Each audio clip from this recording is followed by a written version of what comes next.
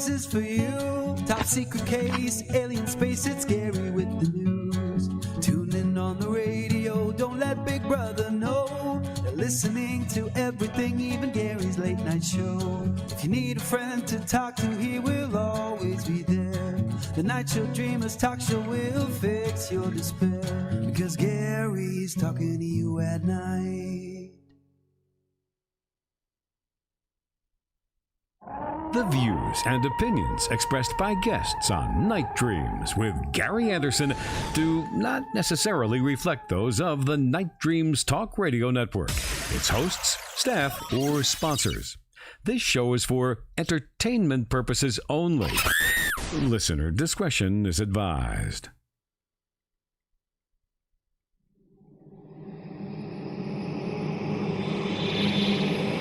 They are here.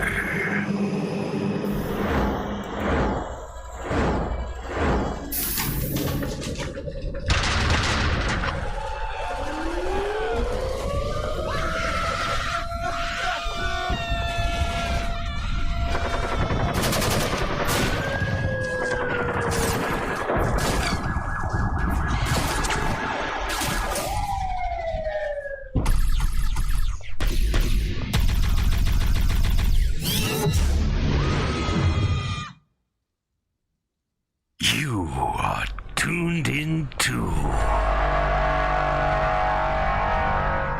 Night Dreams with the legendary Gary Anderson.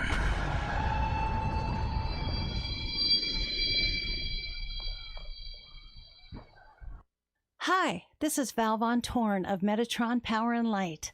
You're listening to Gary Anderson and Night Dreams Talk Radio. Well, thank you, Val.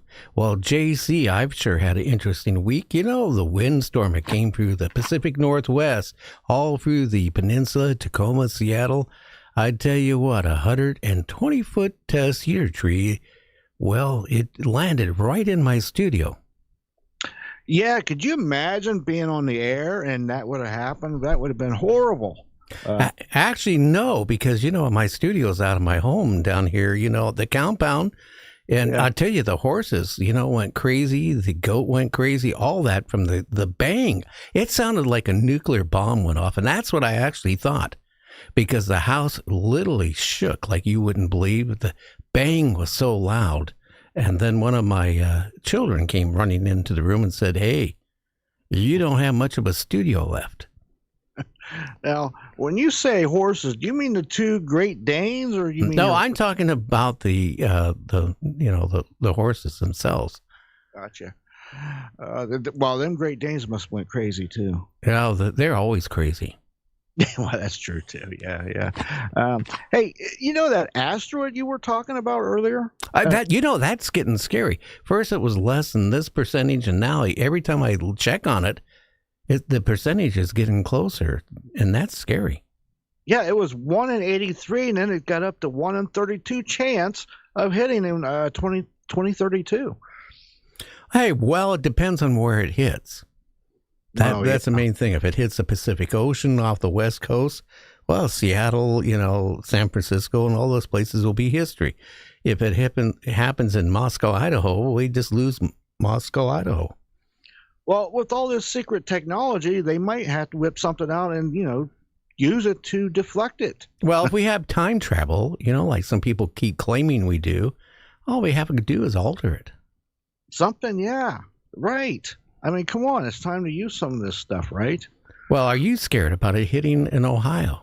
Well, I'm scared for it to hit anywhere. One thing about it reminds me of that show where they're on the beach and the ocean just kind of goes way out and it disappears. That's a bad sign. That's a red flag, because you know it's coming back tenfold. Well, you know how many people are naive? All of a sudden they see the water go away.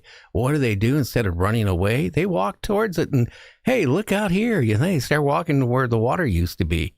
And then all of a sudden they see this 120-foot, 300-foot wave coming towards them. Yeah, let's go pick some clams. It's super low tide. But they're not going to get away with it anyway. Even if the water goes out and you start running away. No. No. Have you seen any of those B movies where New York is all underwater? Oh yeah, because listen, that water's coming in a couple hundred miles an hour even. Oh yeah. Well, next week who do we have on? We have somebody really great on. We got Mr. Richard Dolan coming on next Friday, folks. You don't want to miss that, man. It's going to be a really big show. Oh, it is. And we're going to be talking about, underwater UFOs or whatever they're calling them now. I'm still so old. How many people correct me during the course of the week? Why are you saying UFOs? Why aren't you saying UAPs? Why aren't you saying this? What is the difference? They changed the frame, the term UFO to UAP. Why? Because they didn't want to be stuck with something going back to Roswell or before. But if you really want to freak them out, use the term flying saucers. But yeah, Richard's got a really great book about USOs and bases and all kind of good stuff. You never know. No, listen, as they say, 5, maybe 6% of the water has been mapped, and we don't even know the other 95, 94% of it or whatever. Well, if I was an ET race, what better place to hide? We don't have the technology to go down that deep. No, and who's to say maybe these ETs aren't really ETs? Maybe they're really Earthlings that just from the ocean. Maybe they've been here way longer than us. Are you now one of these people to say that there's no life out there at all? I hear that so much. Do you know that there's no life out there at all? It is, us, inner Earth, or it's this, that. Come on. There's life out there. They just found another super planet that could have life. Oh, yeah, no, I don't say that. But then there's the people that have that old Fermi paradox. The reason there's not because they get to a certain level like us and they kill themselves off. Well, hopefully we make it past the civilization 1, but I don't think we're anywhere near that. Tonight, we got a great guest, or 2 guests actually, 2 for 1 tonight. You know that. I know, it's a daily double. We're in luck. We're in good shape. Well, let's find out about our guest. Are you ready? Let's go. Okay.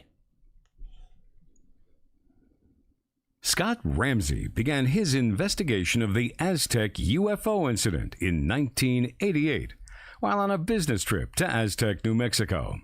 Suzanne Ramsey learned of the Aztec UFO incident as a child when her mother shared reading Frank Scully's book, Behind the Flying Saucers. Scott and Suzanne met when Scott was a guest on Suzanne's News Talk radio program. The two became friends and, shortly after, married. Together, the Ramseys have diligently researched this case. This search for the truth on this case has been part of virtually every day since. Taking a boots-on-the-ground style of research, they've traveled 18 states, interviewed dozens of witnesses, and gathered thousands of documents. Along with Frank Thayer, Ph.D., the Ramseys have authored 2 previous books, The Aztec Incident and The Aztec UFO Incident. Their 3rd and final book on this event, It Came to Earth at Aztec, New Mexico, Revealed, The Recovery of a UFO, is a comprehensive collection of their complete research. Volumes of information not previously released, including witnesses, physical evidence, documents, and the impact on all of our lives that this historical incident has had. The Ramseys reside in North Carolina, where they have a small organically grown farm. Scott is Southeastern Sales Manager for Pennsylvania Electrical Insulation, and Suzanne is owner of Uncle Scott's all-natural root beer. I love root beer. One thing. Good evening. Another thing. North Carolina. What part of North Carolina? I lived for a while in New Bern, North Carolina, many moons ago. We're north of Charlotte, about 20 miles, 30 miles. When I went to North Carolina back, God, that was like late 60s, very late 60s. Oh. I started driving around and I said, hey, where was the Andy Griffith Show filmed at? And everybody laughed at me. I didn't realize it was Hollywood. But, again, what brainwash that what TV could do to you. Scott used to come down from Pittsburgh. That's where he grew up, and would drive down with his family and stay on the Outer Banks for years, 20 or more years. every year for their vacations. And you would see Andy, right? Yeah, certain times of the summer, he'd be over in Manteo, which is going toward the mainland. He lived over in Manteo. And yeah, we used to see him around town shopping, and he's just a regular guy. Very interesting. Now, it seems like your wife hooked you. You were doing what type of show? News talk radio. So I did interviews from people all over the world, much like you, only it was every day and it was short. I had about an hour, and that was my daily come in and talk. And I was interviewing him on his research, and it just so happens that my family's very, very interested in the topic, and my mom talked about it when I was a little girl. I lived in South Dakota, and that's how we became friends and started working on a project for fundraising for a library to be built out in New Mexico, and that's just how we became friends. Very interesting. So did you, or either one of you, have any encounters with a UFO or anything, ET or anything as a child? Or did your parents? Story. I lived in Pittsburgh, Pennsylvania, and we lived up in Mount Washington, which is the mountain overlooking the beautiful city of Pittsburgh. And 1965, my parents were at a PTA meeting. That was probably code word for begging the school to let me back in. But my godmother came over to take me out to get something to eat in the neighborhood. And we saw what we call now the Kecksburg UFO that flew over Pittsburgh. And my parents got back from their PTA meeting, and Gene and I were excited to tell them about what we saw. And I went up to bed. I was, 7.5 years old. And my parents kind of laughed when we told them what we saw. And they came up and woke me at the beginning of the 11 o'clock news and said, "That thing you saw is making headline news right now. Come on down and watch it." So I had an interest then. I guess I've always had an interest, but when I went out to Aztec back in 1988, it really turned on it pushed some buttons that I really got interested in the Aztec crash. And my family, has, we've always been interested in a wide variety of topics and history and things like that. And so it was always a topic at our table. I really never gave it any other thought than I assumed that they existed. And then moving to New Mexico, my parents actually moved to New Mexico to get away from the cold. My dad was a doctor, and they were looking at places in Arizona and different places. And my mom said, "I'd love to move to Aztec and know more about the crash," back in 1948. And that was before her time too. She hadn't been born yet, but had read about it. So they called me. I was living elsewhere, and I moved back to help them move down there.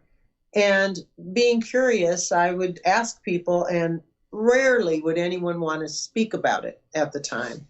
And my mother was very disappointed because she was very excited about the topic.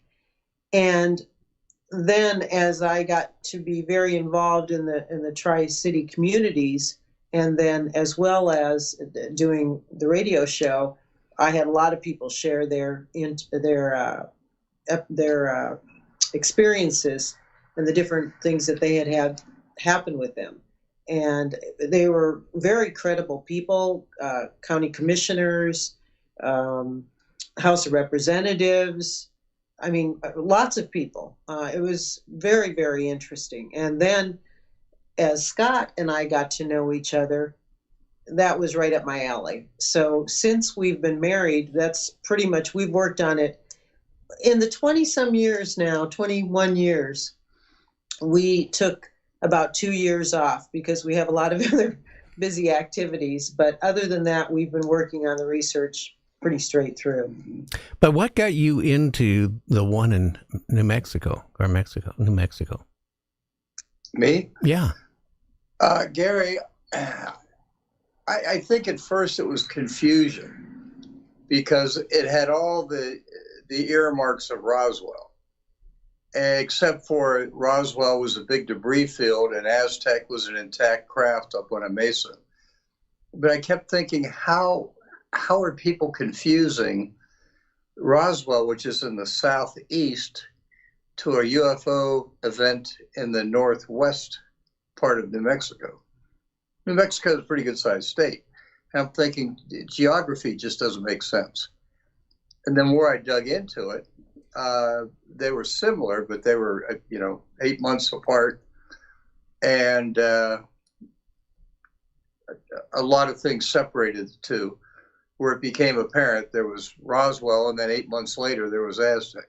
Scott, actually, I'd like to mention two things. One, he initially was introduced to the Aztec incident just by a coincidence. His business travel plans changed suddenly, and he ended up in Farmington, and that's where the airport is, and it's a tri-city area.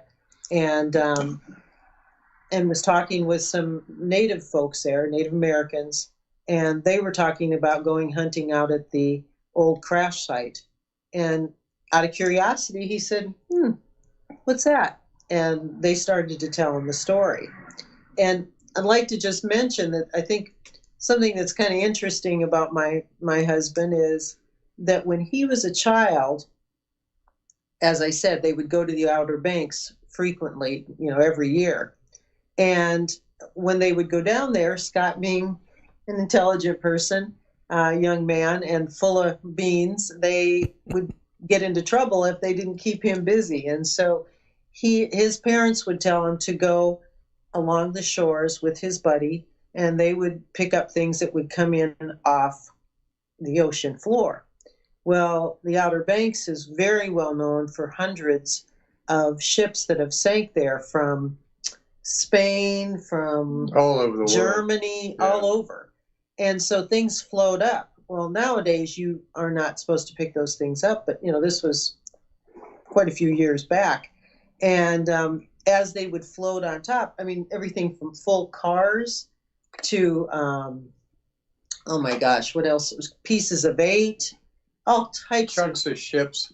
It would usually be when there was a northeasterly storm.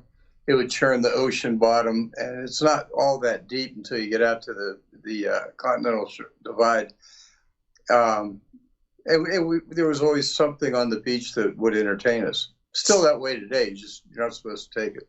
So his parents would tell him, go and collect those things, and then you need to go and dig up historically through archives and things what ships those came off of. And so that's where he really developed some tremendous skills in doing research and has applied those. You never know where those things are going to come in handy. Oh, yeah. But that's really come in handy in working on the Aztec incident. I always appreciate when we're looking at archives and he can read a document and he will see something or in a different way than just about anybody else. So that's a wonderful team. One thing I don't understand, Aztec, why is it not as popular as Roswell? Everybody's writing books on Roswell, wanting to talk about Roswell. But, when you look at Aztec, supposedly 16 bodies, alien bodies were there too. I don't understand why it isn't a major thing compared to Roswell. Well, it got a really black eye back in 52 and 53. And in the interest of time, we'll give you the Reader's Digest version. There was a gentleman by the name of J.P. Kahn. He was a kind of an investigative reporter. He had worked one time for the San Francisco Chronicle when he kind of went more into freelance writing. He still had a desk and a phone at the San Francisco Chronicle, but he was not on the payroll. He heard about Frank Scully's research on the Aztec crash and heard that Frank Scully was going to write a book, which came out September, I think, 16th, 1950, called Behind the Flying Saucers. And Kahn, having an amazing respect at the time for Scully, being a good writer and a good researcher, he tried to buy the story. And when Scully said, I don't need to sell the story. I already got a publisher, which was Henry Hoyt and Company. I already have the book 90% done. I'm going to wing it on my own. And Kahn kind of had already told the San Francisco Daily Chronicle that they could count on him having the exclusive on the story. Anyway, Bad Blood hit. J.P. Kahn, knowing that some insiders probably leaked the story, went to J. Edgar Hoover and said, hey, you got a story that's going to pop out, and you need to get a lid on it. So immediately there was all kind of speculation, and even to this day, there's very inaccurate information that's published on Aztec. So it kind of laid there for quite a while. You know, it was looked at. You know, Frank Scully wrote a book on it. Bill Steinman wrote a book on it. I think it's right behind us, where it was. Chris Evans wrote a book on it, and then we've written 2 on it. So it's starting to get popular. It's starting. Stanton Friedman, if you know who Stan is. Oh yes, yeah. Oh yes. Stan kind of took us under his wing about 25 years ago. And he helped me a lot in the research and pointed some directions to go to. And right before Stan died, he said, you know, it's amazing. There's more information available to the public. He said this several times. More information available on Aztec than there is Roswell. Yeah. And I totally agree with that. The amazing thing about Aztec is it's really different than almost any other incident that has occurred in the way that we've been able to track the pre-sightings of multiple both orbs as well as structured craft in the Cuba, New Mexico, and the Los Alamos area. And that went on for nearly a month. And then the night or the day that this incident occurred, the day before, a police officer followed the craft several hundred miles, and it was wobbling. And then you get to the location where it hits. Well, we actually see several people. It's a very complicated story, and I don't know how much time we have to go into it, but Aztec has the pre-sightings, it has the on-site sightings, it has witnesses, it has the cover-up, which a lot of people talk about cover-up, but we've got, as we've talked about, J. Edgar Hoover actually talking about Aztec. Well, can I ask you a question? You know, like Roswell, after the crash, you know, the military had people going door to door threatening the residents not to talk about, you know, what they heard. Was there anything like this one with this? Yeah. The oil field workers and other people, local people in the area, they were threatened by the government. And, you know, people were a little bit more patriotic back then than maybe today. And they did. I mean, when we get to somebody to talk to them and interview them, sadly, they were pretty close to the end. Yeah, because of the age. Yeah. Yeah, but they were. But, you know, like Roswell, you know, what was the size of the craft reported? How big in Roswell? No, in Aztec. How big a craft was that? Almost 100 feet. Almost 100 feet. Yeah. Quite a bit bigger than Roswell. Oh, yeah. Yeah, it's very big. We had more time, I would show you. We built a scale model of it and had it professionally done. And it's amazingly large. It's probably, you know, there have been other ones out there reported since then, since 48, you know, as recent as late 80s and 90s, that were also that size. Well, now they're being reported as big as Walmart stores. You know, my late friend Art Bell saw a triangle that he said was about 300 feet. So, I mean, you know, if you look at it, things have changed. I think also, you know, we're maybe being visited by different ETs out there than what, you know, we first were. But again, it's about 100 feet. It crashes. There's bodies. Was there any survivors at all? No. They all looked like they had died from mass decompression, the craft being intact, and the stories on the craft being intact were consistent with everybody we had interviewed over the years. And the other thing that was consistent was the occupants looked at as though they had been burned, either through decompression or something. But they were intact, except for the skin was a very dark brown and appeared to be burned. How tall or how big were they? Were they like the ones at Roswell, the grays, or were they different?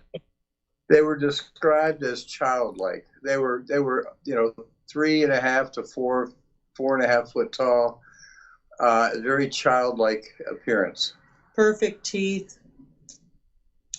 They all wore uniforms, but none of them seemed to have any type of rank or anything on them. No insignias. No insignias. They were kind of a light blue colored jumpsuit. Mm. But what happened to the bodies? Is there any rumors where they went? That's all there is rumors. It looks like the craft was taken to Los Alamos. And a guy we interviewed in the military, he was based out at Walker Field, which used to be Roswell Army Airfield. When it changed the next year to Walker, he was in charge of requisitioning a lot of equipment to help move the craft. And he said at the end of all the recovery and everything going back to somewhat normal, he said a lot of the equipment that had left Holloman Air Force Base, or it had a different name back then, I'm sorry, late Friday night. But he said a lot of that equipment was at Los Alamos. But it probably has moved. They and the craft, parts of the craft at least, have moved different places over the years. One of the things that we researched pretty heavily was the scientists that worked on the craft. And that's something that makes it unique too, is that we know of 9 scientists that worked on the craft. And each one was kind of compartmentalized to what their specialty was in terms of the craft. Well, guys, we need to take a break for about 3.5, maybe just under 4 minutes. When we come back, do you know any information about what the craft looked like inside? Maybe the propulsion system, or have they been trying to back engineer, or have they back engineered anything off of that craft? We'll be back with both Suzanne and Scott. So stay tuned. You're listening to Night Dreams Talk Radio. We'll be right back. Okay.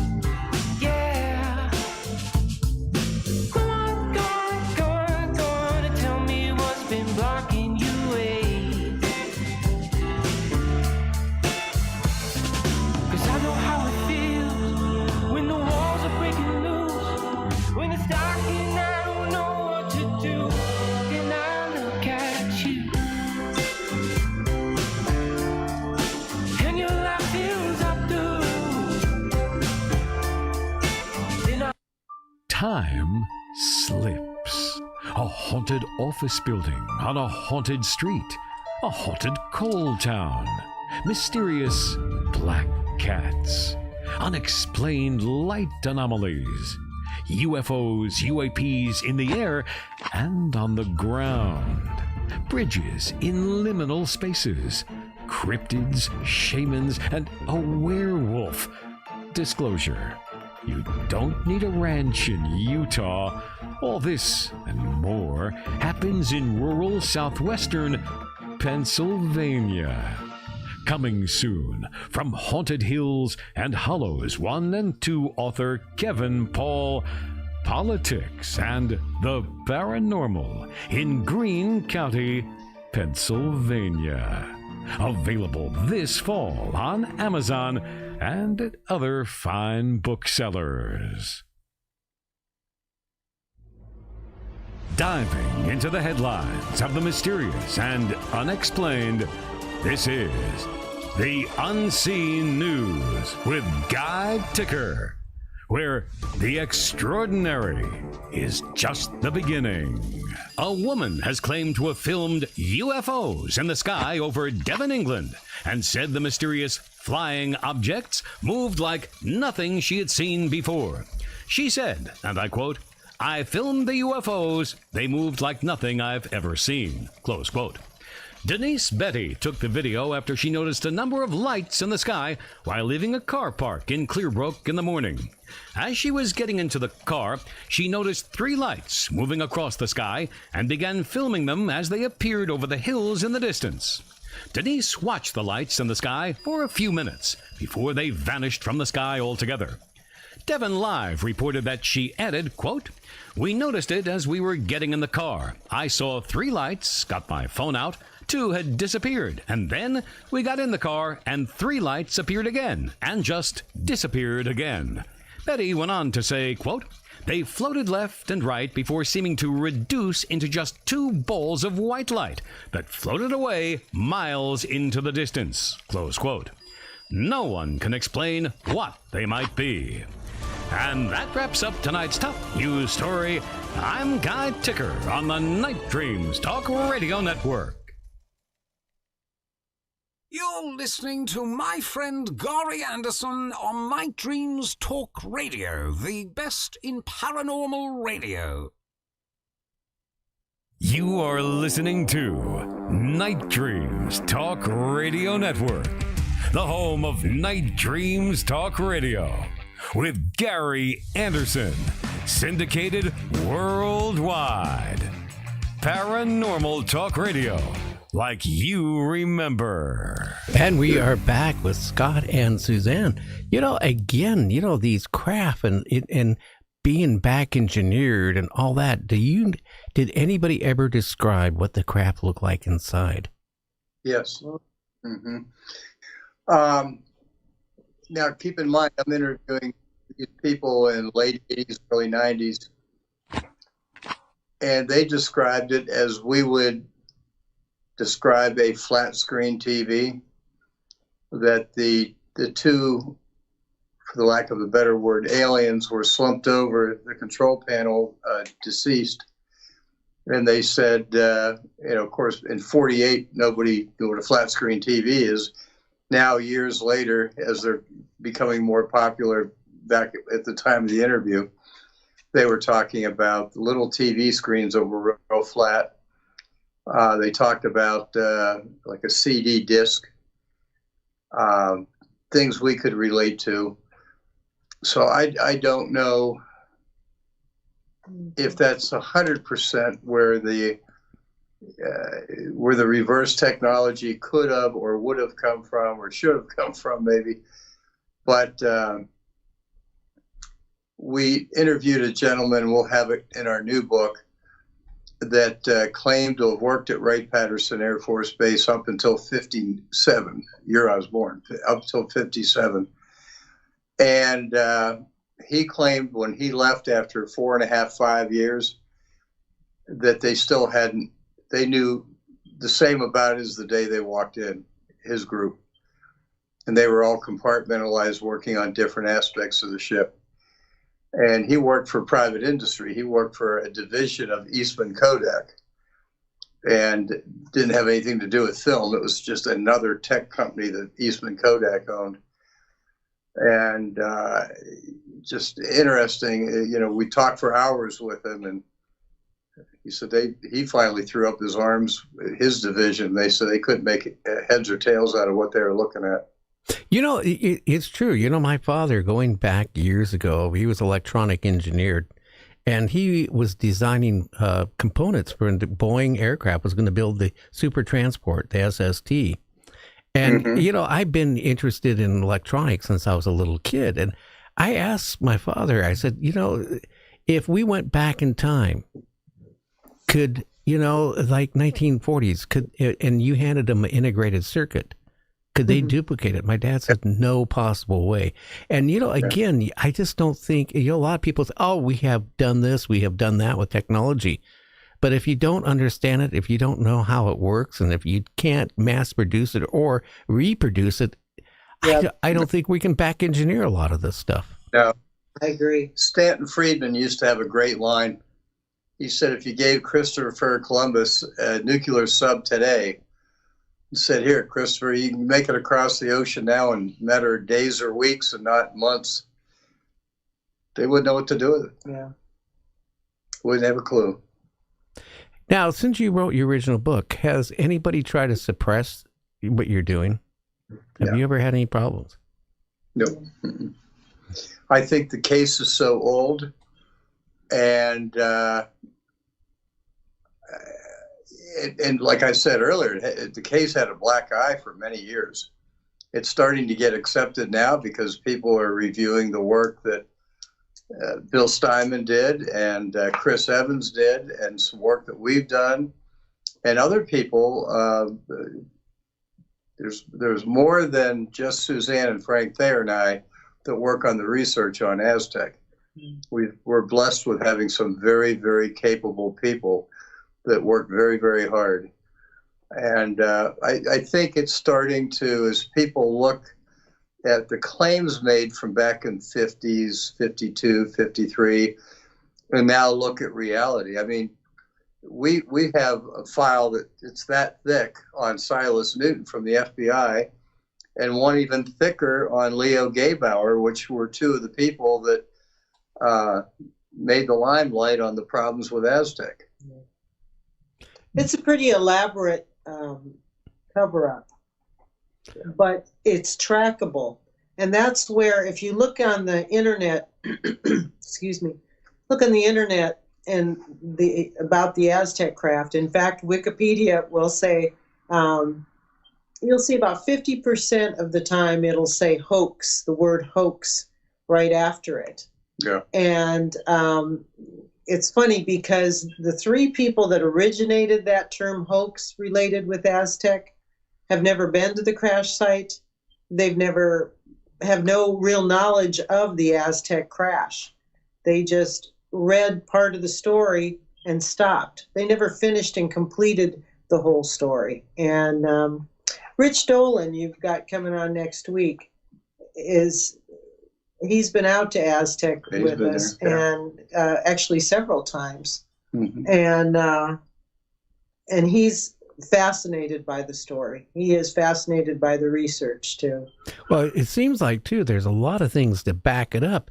Isn't there like over 5,500 documents about it? No, 55,000. Oh, 55,000. I'm sorry.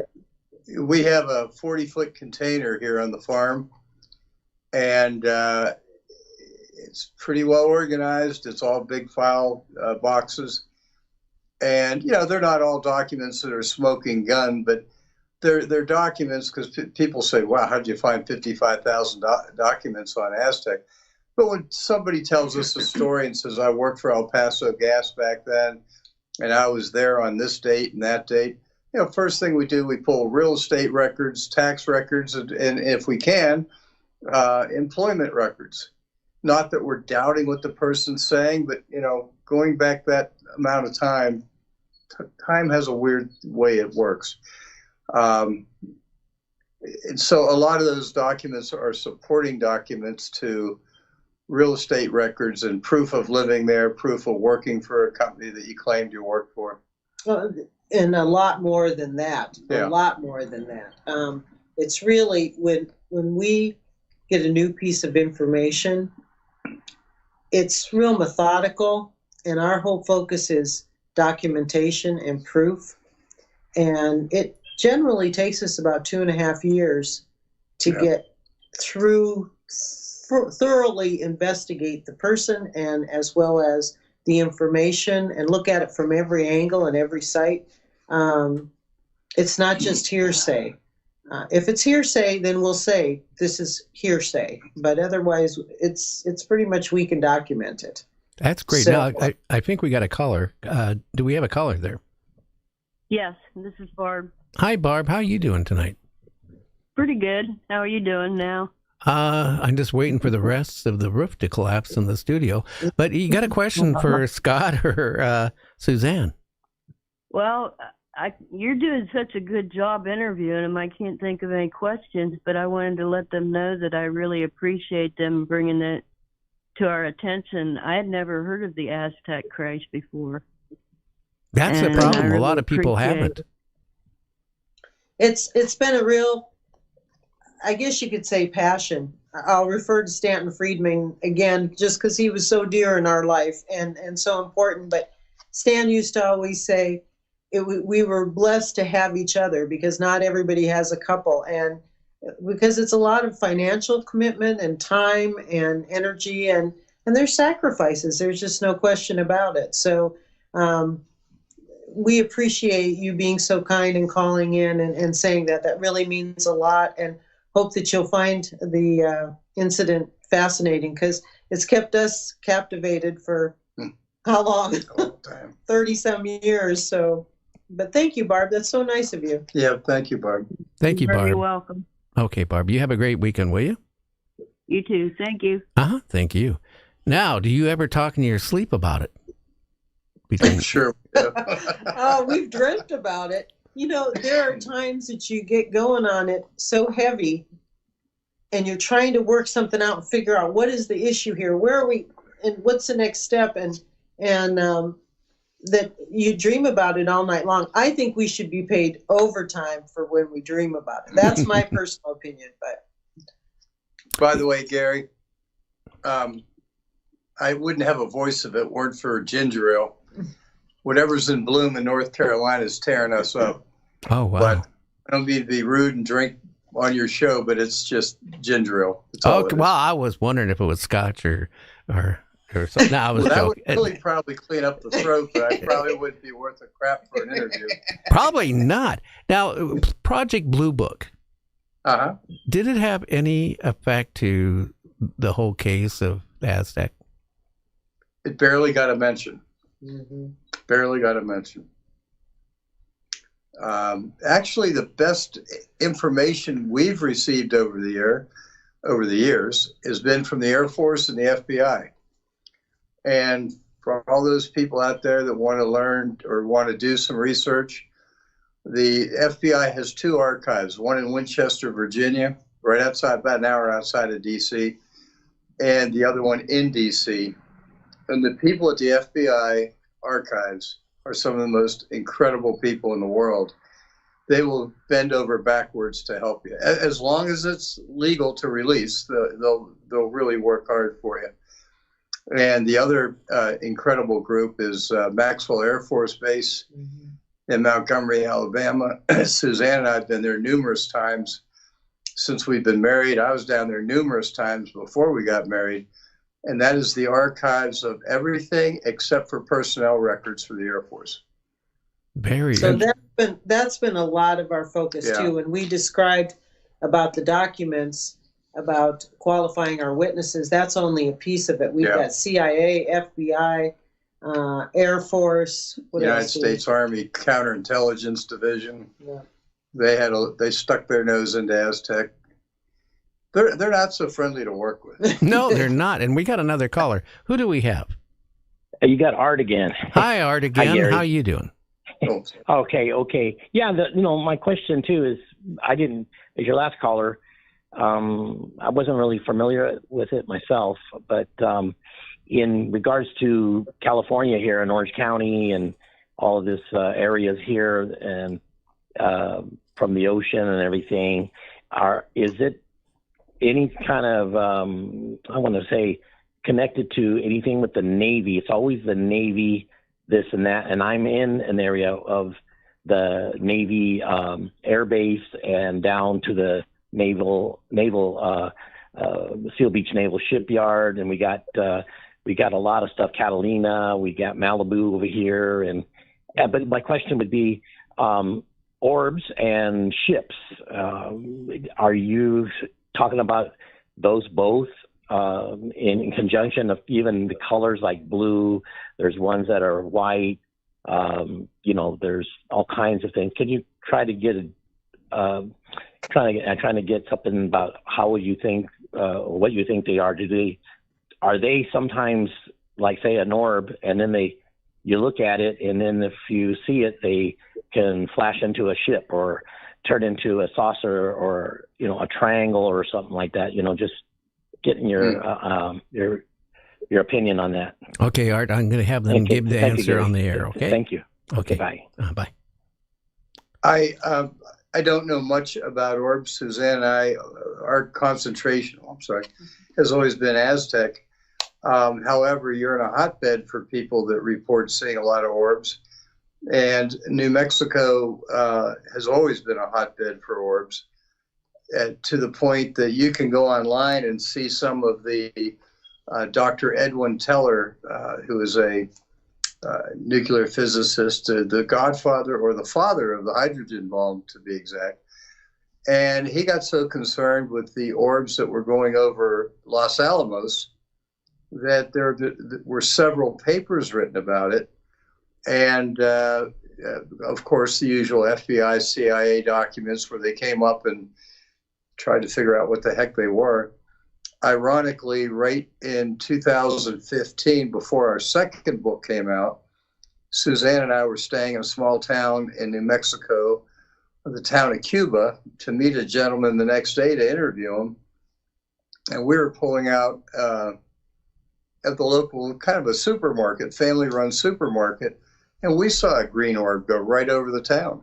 Yeah. And we're kind of laughing. Here we are doing research on a flying saucer. We just saw a green orb.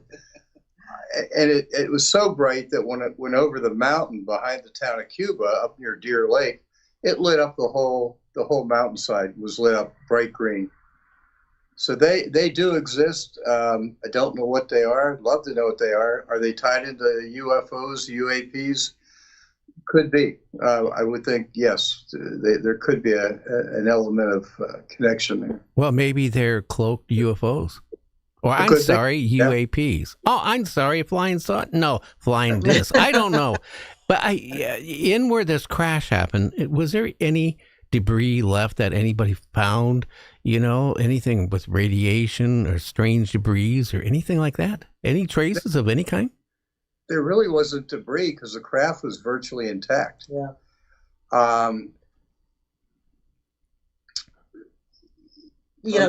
There was landscape. They had to go. It ended up coming in and landing on a top of a mesa. If you're not from the Southwest, you might not be familiar with that term. It's like the top of a big hill, right. And they had to go in and re-landscape that whole area. Well, this is out in the middle of the desert, so it's kind of interesting. We weren't aware that they re-landscaped to that level, and our attention was drawn there when the mayor of Aztec went up in the airplane and a friend of ours, and they took pictures, and you can actually see. Now, again, this is the middle of the desert, so things grow organically or randomly. There is no, in landscaping at our house, we might have straight lines or curves or whatever. But there, it would just be sporadic. Well, the photos definitely show straight lines of where they went in and put habitat back in there, but they put it in straight lines, not thinking if you ever looked at it from air, you're going to be able to tell that this is exactly the area. Very interesting. Again, how could they have moved something 100 feet, in diameter without people realizing, even with tarps on it or whatever? They certainly couldn't dismantle it because we didn't have the technology probably to break into it. If we did or not, I'm not sure on that. But again, to transport it, that would have been a major feat. Well, it was. It was. Oddly, and I'll tell you this on the sidebar, Scott, after we had spent lots and lots of money researching, Scott came to me one day and said, we always have to look at it from a skeptic standpoint. And what how could they possibly move that craft? And anybody that's a skeptic is going to ask that question, and it's a legitimate question. Therefore, we need to go and reenact that. And Scott's wife, me, said, are you kidding? But he was absolutely right. We did go and reenact that, and the craft does come apart, and Scott will be able to describe that to you in 4 pieces. That's how they were able to move it. But go ahead, Frank. I refer back to Frank Scully's book, Behind the Flying Saucers. And I do because Frank Scully had a very good reputation for his investigative writing, as far as his Hollywood writing, tongue-in-cheek writing. Very well liked. I'm a big fan of his. We have most all his books he wrote, whether they had anything to do with flying saucers or not. In his book, he talks about the craft came apart, as, like Suzanne said, in 4 pieces. The center section, and then the outer wing, lenticular wing, as he put it, came apart also. It was very tightly fit together. And the way he describes it in his 1950 writing, do you have a farm, Gary? I have a mini farm. We have a couple, like I said, a couple mini horses and a goat. Okay. Well, kind of like we have. We're small. The implements on your tractor are held together with a pin, a quick release pin. And in listening to Frank Scully and reading how he described it, you're familiar with like an Indy car, the nose cone. Oh, yes. They get beat up in a crash. Well, they come off with pit pins. Aerobatic aircraft, a friend of ours does aerobatic flying. The whole damn plane's held together with pit pins. Farm equipment being the crude end of the tolerance on that. And that's how Frank Scully described it. Almost zero tolerance pins that you could push, and a ball would go into the center of it, taking any tolerance away, or giving you now tolerance, and you could take the craft apart, or your race car apart, or your farm equipment apart. And I totally believe that that happened. The technology was certainly there in 1948. We use them here on the farm all the time. I was using them tonight, as a matter of fact. With that said, the craft came apart with 4 pieces. After World War II, what is now Holloman Air Force Base, which is about 3.5-4 hours from Aztec, they were storing the M24 and M25 flatbed trucks that were used in the European theater for removing tanks that were wounded or broken down in the battlefields. And it had a nickname of the Dragon Wagon.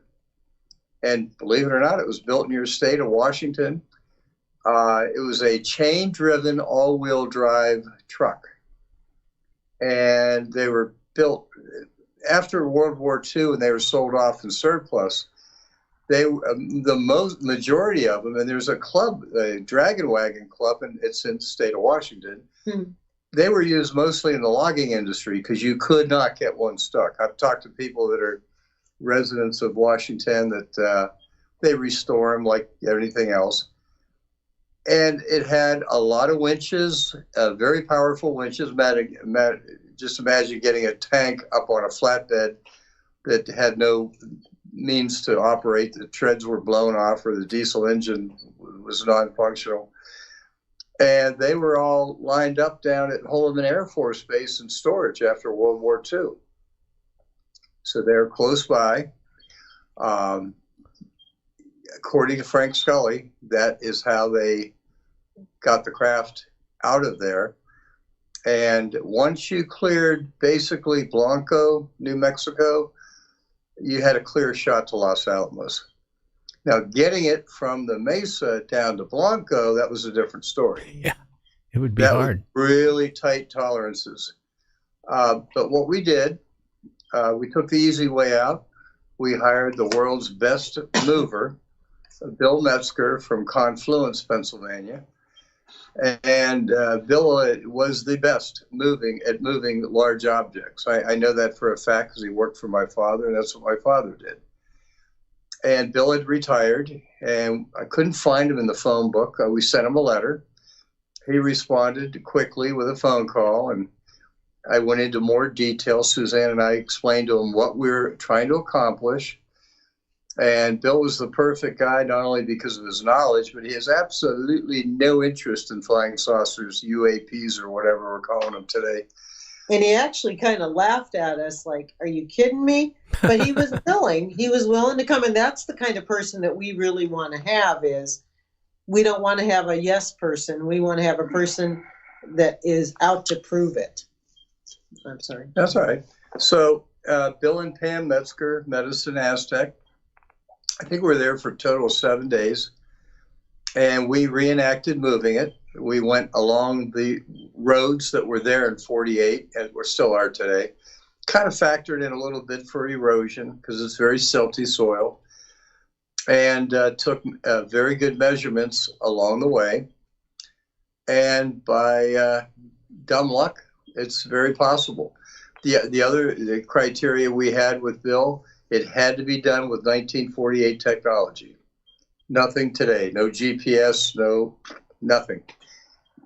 And we accomplished it. We went all the way down to Blanco, and then we came all the way back up just to make sure we didn't miss anything. That sounds so interesting. Now, you guys are working on the second book on this? Third. Okay, when is that going to be out? Sometime this year. The focus of this one is, as we are moving along in years, we have decided that this will be the third and final book. So in the other two books, when you work with a publisher or you independently publish, which we've done both, you're limited on pictures, you're limited on pages, you're limited on words. We've just decided we're not going to worry about any of that. Whatever it takes, it takes.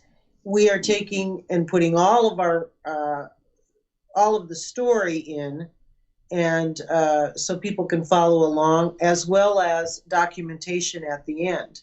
And so it'll be a pretty comprehensive book of all of our research. And again, there's so many chunks. It's such a complicated story and has so many layers that's very difficult to tell in a short time, just as we're trying to tell you everything we can in this short time. But there's many layers. And well, it's like an onion. You just keep peeling away and there's something more. Yeah. Now, so you can see why for 30-some years it's kept us busy. I'm just curious what happened to the bodies. You know, Roswell, they talk about doing autopsy on them and doing this and that. Anything with this? About 4 or 5 years before Suzanne and I got together, I interviewed a gentleman who said that down at Albuquerque, you've got Kirkland Air Force Base on the same complex as Albuquerque International Airport. There's a clinic down there, I believe, the Loveless Clinic, and he claimed, I don't have any proof, I have his word, that the bodies from Roswell and from Aztec initially ended up at the Loveless Clinic, what is now the Loveless Clinic, with no proof of that. And not that I don't trust them or believe them, but again, we got to have proof. We have to have something. Oh, that makes really sense. Now, do you have a website or anything? And how can they find your great books on this?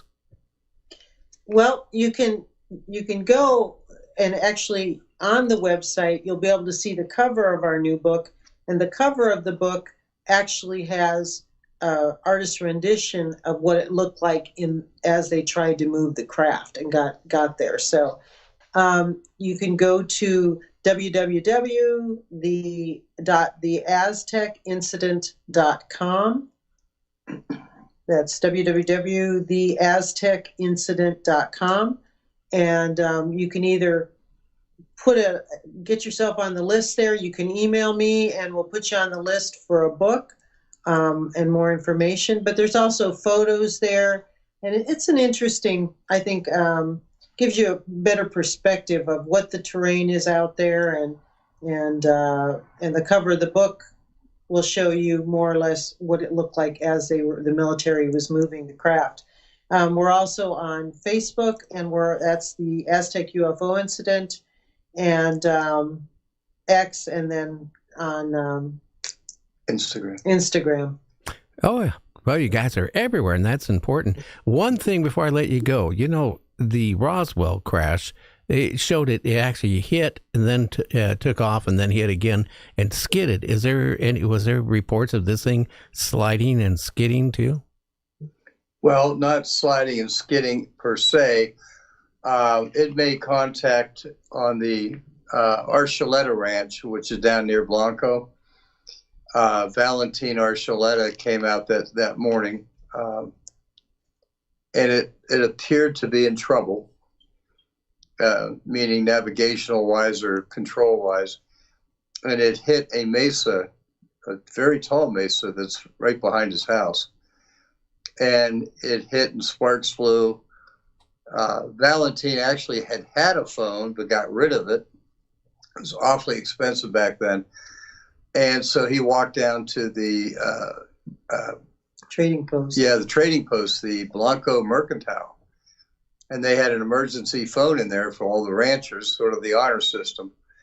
And he called the Air Force Base and said, hey, these crazy flying saucers that you guys are chasing and have an interest about, one just hit my mesa behind my house.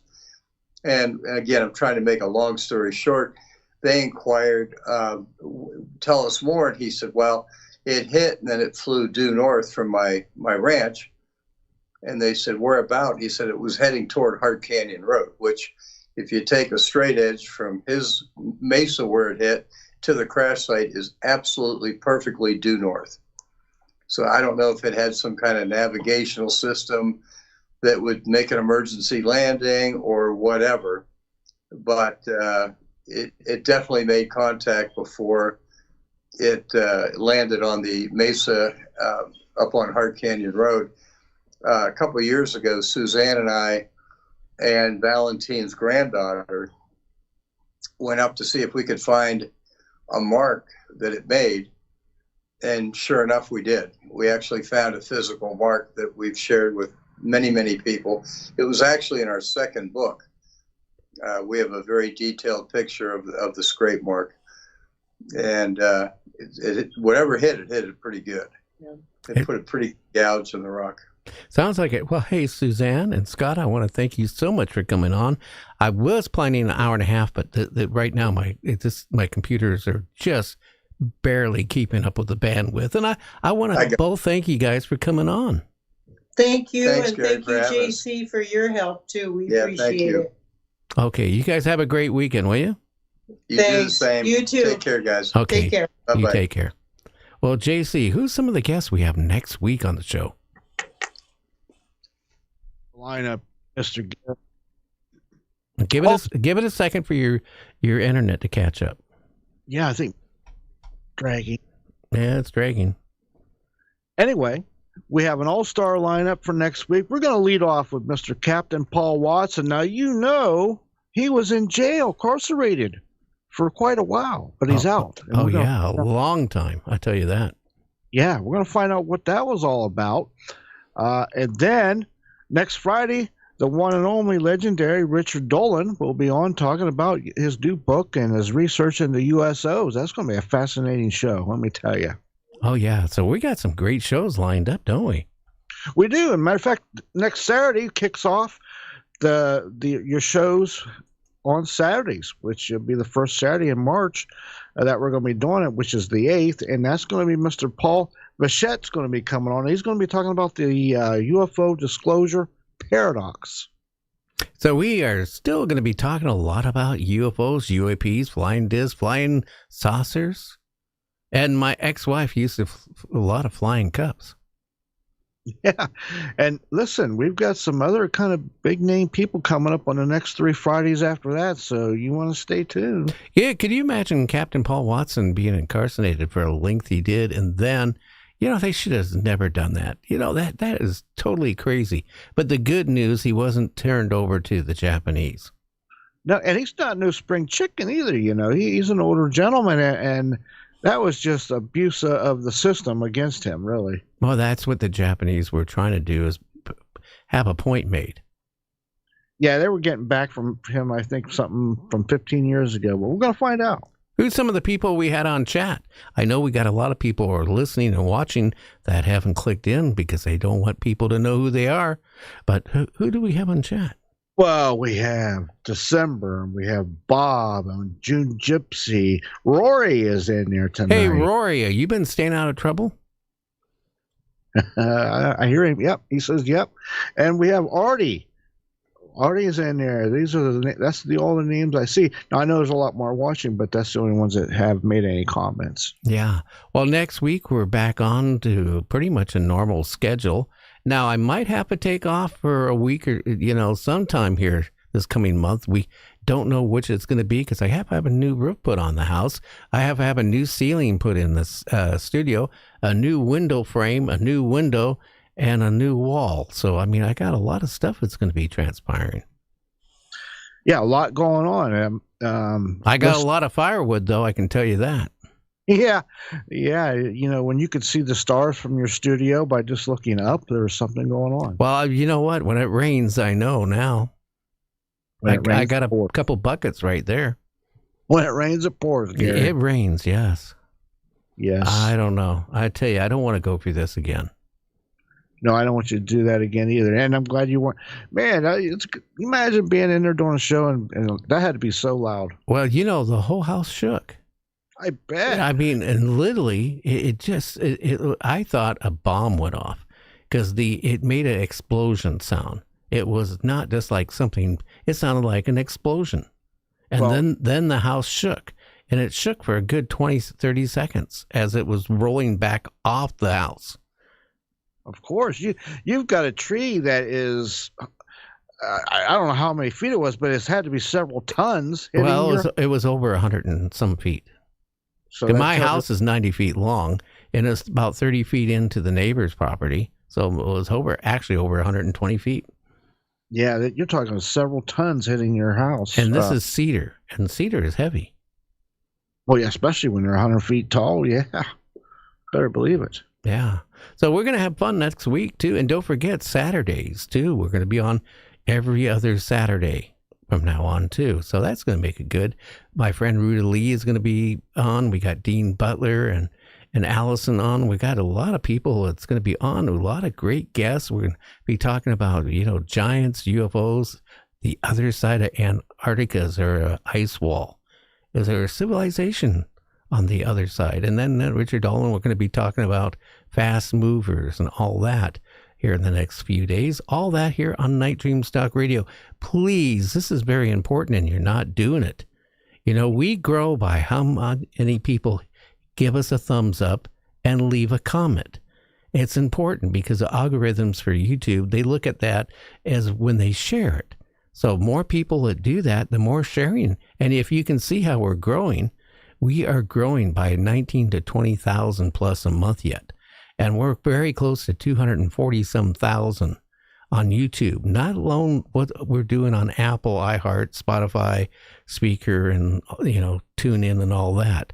This show is getting to be a major force in alternative talk radio. I've been getting emails from people too. They said, that the problem is now, and I actually see it because, I talked to Art when he decided to end Midnight in the Desert, JC.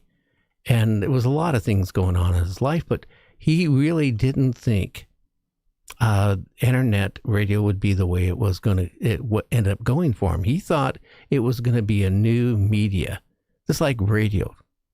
And then he found out very fast that the competition doing what we do is not just one or two. Literally, I looked today, there's almost 5 million podcasts alone out there talking what we talk about. Well, yeah, you don't have to have so many hours of an education or a degree or into the field. Anybody with some equipment can get into the podcast. Yeah. And they don't need any skill, and they can be eating their sandwich while they're doing it. I've seen some of that really, or they use those foul language. I don't do that. And, some people say, hey, Gary, you're not hype like the other shows are. I can't do a hyped up show. I interview people like we're sitting and talking. And, by doing that, you get more information from people rather than doing it the other way. Yeah, I agree with you on that 100%. Also, we on the top 100 alternative talk shows, at least for this past month, we ended up number, 14? 14 out of the top 100. That's not bad. And our listenership in Canada, we got 39 point something % of our listeners are coming from Canada now. That's a big spike over the last few months, too. Yeah, well, that's actually higher than the average. There's not many shows in Canada that can claim they got 39% of the listener. Yeah, that's like I said, that's a big increase. Well, maybe people like the way we interview. Well, especially 39% of them in Canada. Well, again, please give us a comment, a thumbs up. That's very important. Please do that. And we will catch you next week with some great guests. And I'm a little bit off the weather, too. I'm not feeling good tonight. And I debated on coming on the show, but I just could not. We're family. And a lot of people, honestly, they can't fall asleep without us. You know that, JC. Especially on the East Coast. They take their little, cell phone. They put it by their pillow. And I hear within 5 minutes they can fall asleep. Oh, yeah. Or like a big dose of melatonin. Yeah. You got anything planned for the weekend? Let's see. No big plans. I'm going to try to do a little bit of shopping, actually. Get a few supplies for the old homestead, something like that. And I don't know. Hey, if weather breaks, one of these days I might go fishing again. I don't know. I'm going to be working on, what got me is I remodeled the studio and finished 2 days before all this happened. 2 days, right? 2 days. Is that being jinxed? I changed everything around. I put some new equipment in, new cabling, this, that, moved things around drastically, added different, screen things for the show, And then 2 days later, I was so excited about getting on the air. And before I could get on the air and show everybody all the new stuff, croup. Yep. Put the old kibosh, the old cedar kibosh tree. Check out our website. The listener or viewership of our website has gone way down because I've been forgetting to tell people for the last couple of months to go check out nightdreamstalkradio.com. If you want to know about our guests, tomorrow it's going to be updated with all the guests for next week. And anything else, the bumper music right down to, you can actually watch us from our from our website or listen to, after an hour after the show's over with, you can actually go and listen to us off the player. Or, like I said, you can just go to it and click on. You don't even have to go to YouTube. Just go to our website and click onto it. It takes you to YouTube. Makes it a lot easier for a lot of people. Real easy. No hoops to jump through. Just touch and go. And you can watch us on the big screen, too, in your front room or your bedroom. And you look even thinner on a big screen.